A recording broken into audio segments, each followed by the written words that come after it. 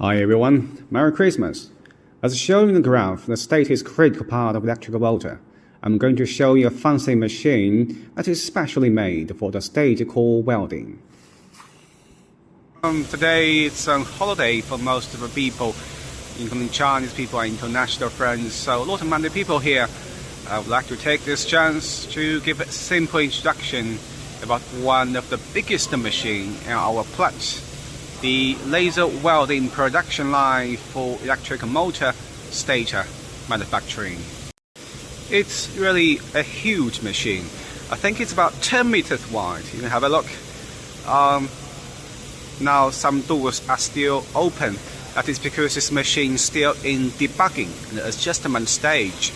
Our engineers will make sure every function is fixed and will make sure everything is alright before sending out to our clients next month probably.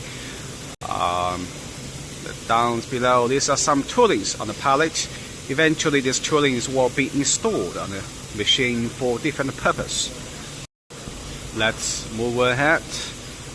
Generally this machine is composed of 4 boxes. Let's go ahead. From the right side, the smaller one, that's a lift. It will lift the silicon lamination from bottom to the conveyor. Then the raw materials will go into the second box. That's pre-pressure for deformation.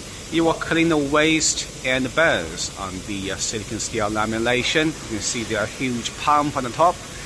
Then it goes into the third box, the critical component of this production line. This one is the most important thing. All the welding will be complete in this unit.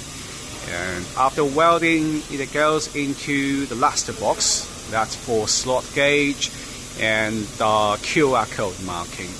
Well, the complete products were coming out from this conveyor. The good parts will come from this way. So that's a basic introduction. We will see more details in the next video. Thank you.